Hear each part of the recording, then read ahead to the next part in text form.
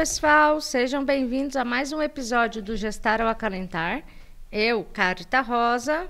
Eu, Poliana Matede. Eu, Thaísa. Eu, Gabriela Machado. Juntas iremos falar sobre hemorragia no pós-parto. Gabi, começa pra gente aí dando mais organizadinho assim os passos que a gente deve seguir quando a paciente tem uma hemorragia no pós-parto. Certo.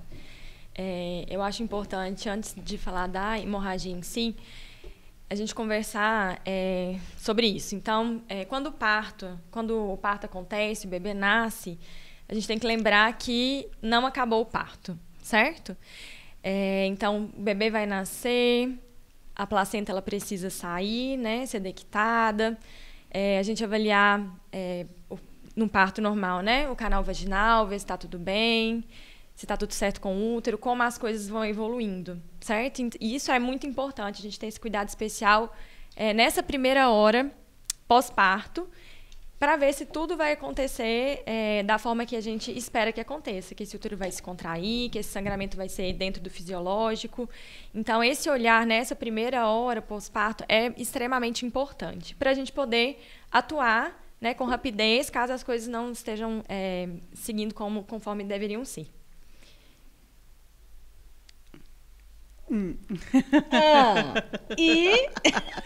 E aí? E aí, Thaísa? Você está no centro cirúrgico ou está numa suíte de parto, o bebê nasceu e essa mulher apresentou uma hemorragia abrupta. O que fazer? Tá, a gente tem que pensar que existem algumas causas, né, para isso acontecer, né, e a principal delas é a atonia uterina. Então, eu já vou falar da principal causa. Quando a paciente tem uma hemorragia logo após o parto, primeira coisa que a gente pensa, uma hemorragia, um sangramento volumoso transvaginal, é que o útero não está bem contraído. E aí a gente tem que tentar, com massagem uterina, medicações, fazer com que esse útero volte a contrair. A gente tem que lembrar que a hemorragia, principalmente após parto, é uma das principais causas de mortalidade materna que tem, né? Então, é um quadro grave que precisa ser corrigido o quanto antes. Ele pode acontecer independente da via de parto, seja parto normal ou cesariana. Nas cesarianas, isso também acontece, mas a gente tem que ficar extremamente atento e corrigir isso o quanto antes. A gente pode fazer isso de forma mecânica, como eu disse, através da massagem uterina, e também com medicações, né, com medicações que promovem a contração uterina adequada. A gente tem que pensar que, igual a Gabriela falou, que a gente tem que ficar atento na primeira hora, que é a hora de ouro ali, né? Para hemorragia, enfim. E geralmente a gente vai para a sala de parto, né? Independente da via de parto, com uma predição de que pode haver ou não. A gente sempre tem que achar que vai ter uma hemorragia, primeiro passo. Mas algumas pacientes, a gente já sabe que elas têm um risco aumentado, né? Que são aquelas pacientes gemelares, né? Uma gestação gemelar, uma gestação múltipla, uma paciente que é uma diabética que teve um neném grande, ou tem um polidrâmino, que é um líquido amniótico maior do que o esperado. Então, aquela paciente que tem um útero aumentado. A gente já sabe que essa paciente, a chance dela fazer hemorragia pós-parto é alta. E aí a gente já vai muito preparado para a sala de parto, né? Já deixa toda a equipe preparada, enfim, com as medicações já em sala. Agora, pode acontecer sem nada disso, né? Às vezes, de repente, por sei lá, até um parto rápido demais, né? Um parto demorado Sim. demais, a gente tem uma hemorragia. Então, a gente sempre tem que estar preparado, mas tem situações que a gente se prepara mais ainda para essa hemorragia, né? E, como a Thaísa falou, é uma das principais causas de morte materna no mundo, não é só no Brasil, é no mundo. E o mais importante de tudo é a gente saber diagnosticar. Tá na dúvida se assuma que é uma hemorragia, vamos medicar, vamos fazer ocitocina, vamos fazer o Transamin, Metergin, vamos fazer tudo que a gente precisa fazer e nunca esquecer de chamar ajuda, né? Porque para a gente é muito mais fácil, que a gente sempre parteja em duas, né? A gente sempre está em duas, então a ajuda já está ali. Mas ter uma equipe alinhada e focada de que as complicações podem acontecer é importantíssimo, né? Sim. Só acrescentando, Polly, nessas possíveis causas, né, de sangramento, paciente que teve hemorragia em parto anterior e paciente que teve hemorragia em algum procedimento, sei lá, foi fazer uma extração dentária, teve uma hemorragia, é importante que conte para nós, para a gente já ficar de olho. Em especial da hemorragia no pós-parto, a gente combate a hemorragia no pós-parto de duas formas. Primeiro, sempre achando que vai acontecer. Segundo, estando preparado. E terceiro, formando equipes prontas para combater a hemorragia. Então, assim, no centro cirúrgico ou nas suítes de parto, o bebê nasceu, a enfermeira já vem, a técnica já vem com a ocitocina para fazer. Ela só pergunta, doutora, já posso aplicar? Por quê? Porque todo mundo ali está engajado e sabe o quanto é importante ser ágil, né? Às vezes a gente está no plantão, liga para a gente, doutora, paciente do leito 10 está sangrando, já abri o soro, fiz massagem, sobe aqui.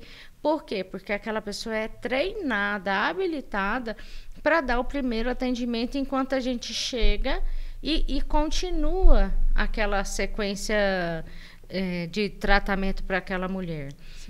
Na maior parte das vezes é uma atonia uterina. E quando não é, Thaís? O que a gente faz? Então, a primeira coisa é diagnosticar, né? Então, se a atonia uterina é a principal causa, a gente vai lá. Mas ali a gente nota que o útero está contraído, né? Tá bonitinho, a gente fala, opa, então essa mulher está sangrando, não é porque o útero não contraiu. Quais seriam as outras causas? Uma outra causa que pode ser alguma laceração no trajeto, né? Então, ali o bebê, na hora dele passar pelo canal de parto, pode acontecer de ter lacerações de primeiro, segundo, terceiro, ou até casos mais graves, laceração de 4º grau. As lacerações, quanto mais complexas, elas tendem a sangrar um pouco mais, né? Então, essa laceração, o mais comum de acontecer é ali em região vulvar, né? Ou ali em região perineal. Mas tem algumas lacerações que podem acontecer na parede vaginal, que são mais difíceis de ser diagnosticadas, né? Que a gente consegue ver só com auxílio, às vezes, de algum instrumental cirúrgico. Ou, às vezes, até de colo uterino, né? Que são ainda mais difíceis. E aí você precisa fazer uma sutura mais profunda, que você não consegue verificar de imediato. Então, a paciente sangrou bastante, útero está contraído, vamos procurar se tem alguma laceração nesse trajeto que esteja... Porque, às vezes, pega ali um vaso que está, né, sangrando muito, e se você também não fizer uma sutura nessa laceração, essa paciente pode sangrar de forma volumosa. Outra causa também é uma dectação placentária que foi incompleta. Então, tem que fazer uma revisão, sim, e ver se ficou algum resto placentário, porque sangra bastante. É uma causa não tão frequente e comum como a atonia, mas pode acontecer. Então, tem que avaliar mesmo se ficou algum resto placentário, né? E, às vezes, a partir daí, fazer uma curagem, uma curetagem posterior aí ao parto. Então, é uma avaliação importante de se fazer. Inclusive, nesse caso, o sangramento ele pode ser, inclusive, não muito imediato, né? Às vezes a paciente, você vai, dequita, acha que veio a placenta toda, essa paciente fica bem, vai para o quarto. No outro dia, ela começa a ter um sangramento profuso. E aí pode ser que esse sangramento ele seja tardio também, nesses casos de retenção placentária, né? Sim. E aí, muitas vezes, ela tem que ser reabordada para poder terminar de tirar o resto da placenta, né? Que ficou dentro do útero. Pode falar, pode. Não, é porque eu queria falar só da ocitocina que você falou aí, porque às vezes eu acho que a gente já até falou num podcast anterior, que existe às vezes uma demonização da ocitocina, né? E que a gente já explicou que ela tem necessidade, tem situações que ela é necessária. E uma das coisas que a gente não abre mão e que a OMS já colocou, porque assim, o 4º período, que é essa primeira hora pós-parto, a gente tem 2 tipos de conduta, a expectante e a ativa, né? A expectante seria não fazer a ocitocina, mas aí se a gente for pegar os dados da OMS, que eu não vou lembrar de cabeça aqui agora, assim, o número de hemorragias de transfusão de sangue nesses casos de conduta expectante é altíssimo. Então, a OMS prega, assim, nasceu o neném, antes de dectar placenta, fazer 10 unidades, que seriam 2 ampolas de ocitocina, intramuscular ou no soro, depende de como essa paciente estiver, para a gente evitar essa hemorragia, né? Visando mesmo diminuir esse número de morbimortalidade materna causada pela hemorragia. Então, essa ocitocina é algo que a gente não abre mão, Então, não adianta, assim, no plano de parto, não quero usar ocitocina. Ok, não usar ocitocina no trabalho de parto é uma coisa. No pós-parto é outra. Então, o neném nasceu, antes da placenta dectar, a gente já faz ocitocina. E coloca o neném para mamar, que é outra coisa que libera a ocitocina endógena, né? E ajuda nessa dectação e nessa diminuição do sangramento. Outra coisa que a Thaísa falou, que eu queria pontuar também na revisão de trajeto, né, o sangramento, às vezes é uma laceração, gente, de milímetros. É porque é uma área extremamente vascularizada. Então, assim, a vulva da gestante já é uma vulva diferente, uma vulva arroxeada, porque ela é extremamente vascularizada. Às vezes, uma laceração de 1 milímetro, 2 milímetros, sangra, que a paciente choca na nossa frente se a gente não sutura. E quando a laceração é mais profunda, se essa paciente está na suíte de parto, ela precisa de ir para o centro cirúrgico, a gente precisa usar o instrumental, às vezes precisa ser anestesiada, porque é incômodo, né? Causa dor. E aí a gente leva para fazer a revisão do colo, revisão do trajeto e suturar se necessário. E a última situação que faltou é o distúrbio de coagulação. Senhora. Então, o paciente começou a sangrar, tem que ter 4 coisas na nossa mente, né? Atonia uterina, alteração no trajeto, retenção placentária e o distúrbio de coagulação. Né? E para cada situação é uma forma que a gente vai abordar. E nós sempre estudando, nos aperfeiçoando a equipe que trabalha conosco, seja de físio, fono, técnicos de enfermagem. Olha, o paciente começou a sangrar, se tiver um colaborador da limpeza, é para ele que eu vou pedir. Chama alguém para mim, chama a enfermeira. Exato. Por quê? Porque é importante, então, todos, desde lá da recepção até a diretoria, todo mundo está envolvido nesse processo aqui. Sim. Né? Sim. Então, é importante, quanto mais demorarmos, maior é a morbimortalidade. Quanto mais rápido a gente agir, a menor. E tudo que a gente menos quer é ter que passar sangue na paciente. Mas se precisar... Se precisar, a gente passa, mas... atuar antes disso, né? A gente quer atuar antes disso, quer combater isso antes para... Por quê? Porque se essa mulher sangrar muito, ela vai ficar fraca, como é que ela vai cuidar do bebê? Uma coisa puxa a outra. Sim. Então, assim, a gente tem que ser ágil para o paciente ficar bem. E uma coisa tão simples, que é colocar o bebê ao nascer para mamar, já libera ocitocina. É uma forma fisiológica de se combater a atonia uterina. Percebe como tudo que a gente pensa, que a gente faz, né? Propostas que nós fazemos e que achamos importante, é tudo em prol dessa mulher? Sim. E em prol da equipe também. Um parto que evolui tranquilo, a gente fica tranquilo. Para que a gente quer se estressar? Né? Tem coisa que agonia mais do que um sangramento uterino? Não. Enquanto você está comprimindo o útero, está pedindo para alguém fazer uma outra medicação, pega acesso. A paciente que estava aqui com o bebê já não está mais, está com acesso em cada braço, acesso calibroso. Essa paciente pode vir lá no final ter um distúrbio de coagulação, que é um evento gravíssimo e cheio de complicações. Então, a gente precisa estar bem informado, bem atualizado para a gente não deixar chegar aqui. Tem que pensar no diagnóstico, né? O diagnóstico tem que fazer parte ali do nosso rol de cuidado. Desculpa, gente. Isso é importante. O paciente está entrando na sala, é uma paciente que tem muito líquido na barriga, por favor, já deixa todos os medicamentos na sala e, se precisar, pega até o balão de Bacre. Por quê? Porque a gente não vai perder tempo andando para ir buscar um remédio, a gente já vai deixar ali. O máximo que vai acontecer é devolver. Recentemente, a gente teve uma paciente com uma coagulopatia, que inclusive já tinha reserva de sangue no parto dela, assim que ela internou. Isso, então, quando a gente já sabe disso, preparada, né? Quando a gente já sabe, tem uma história, né? Uma história pregressa de coagulopatia, né? Numa cirurgia anterior. No parto deixou tudo reservado, bonitinho. E não usou nada. Amém, Senhor. Mas estava tudo organizado. É o mais precisasse, importante. Exatamente. E que mais, Thaís? Conta aí pra gente. O que mais que a gente Não sei, o que mais? tem que falar de hemorragia? Acho que o principal de hemorragia é isso, assim, é ter uma equipe consciente do diagnóstico, né? Assim, que ele pode acontecer, né? Se tem risco, ok, a gente parte do pressuposto que ele vai acontecer. Se não tem um fator de risco, a gente tem que falar, pode acontecer. E aí eu estar preparada para isso. Não é porque é uma gestação de risco habitual, um parto de risco habitual, que a gente não vai pensar que isso não possa complicar. É claro que a gente, em 85%, 90% dos casos, não vai complicar, né? Mas a gente tem que pegar aquela parcela de 10% a 15% para que a gente não tenha desfechos negativos, né? Uma coisa que acontece, Poli, é assim... Talvez essa divisão de pré-natal de alto risco, pré-natal de risco habitual, ela possa confundir um pouco a cabeça das pessoas. Porque, esse aqui é um risco habitual, vai ser tudo bem. Esse aqui é um pré-natal de alto risco, vamos ficar de olho bem aberto. Talvez o êxito positivo maior no pré-natal de alto risco seja porque você já entra com medo, né? Eu tô com medo, vou ficar de olho, e aqui você tem uma postura diferente.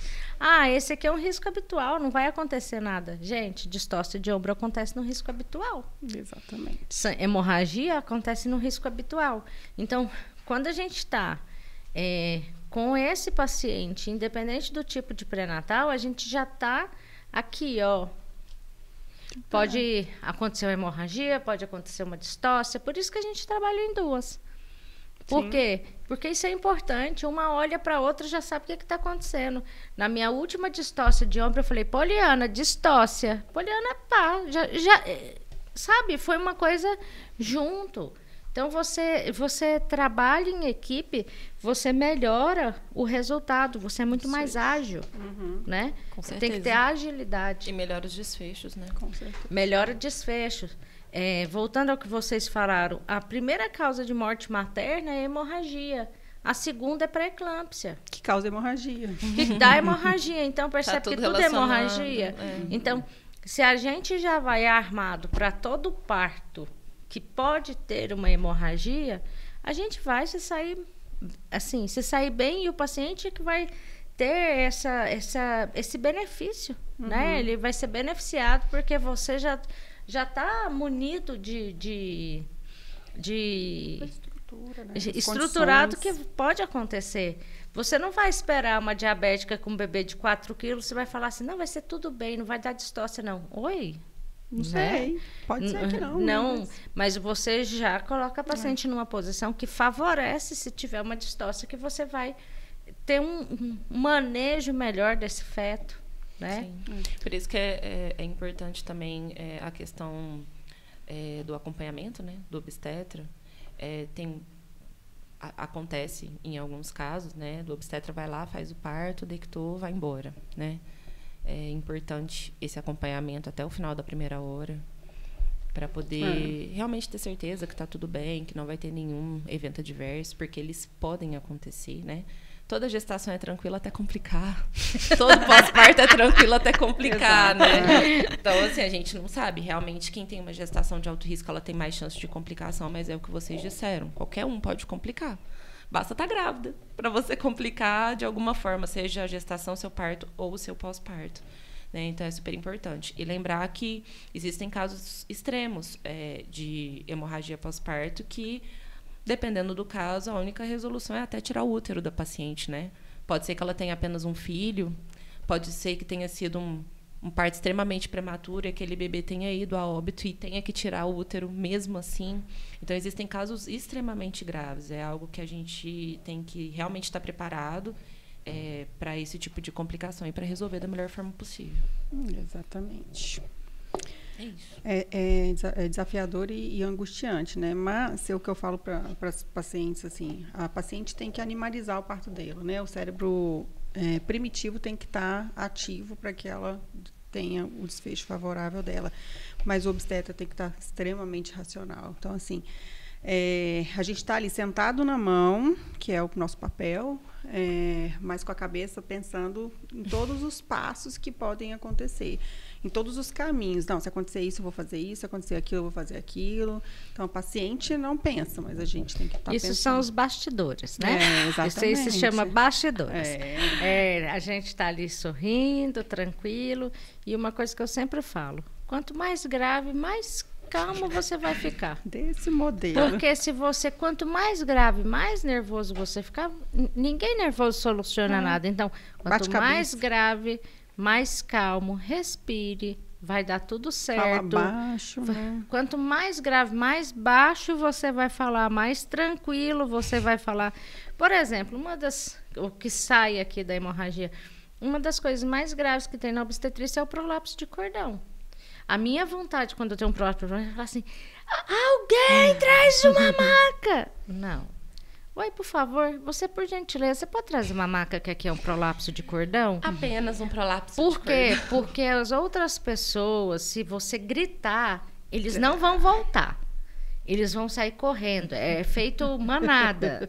Então, se você fala bem baixinho, às vezes volta 3 macas. Então, isso é uma forma que a gente tem isso de formação. A paciente está sangrando, você não grita. Você fala devagar e elege pessoas. Por exemplo, Poliana, faz ocitocina. Thaísa, vai atrás do miso. Gabriela, pede uma maca para a gente descer para o centro cirúrgico. É um exemplo, né? Porque você tem que, para situações de urgência, ter coeficiente emocional. E delegar a função, né? Isso é importante. Em qualquer urgência, né? Uma parada, uma hemorragia, qualquer coisa. Falar o nome da pessoa e falar o que ela vai fazer. Porque se você grita lá, chama o maqueiro, você não falou para ninguém. Né? Você jogou para o universo.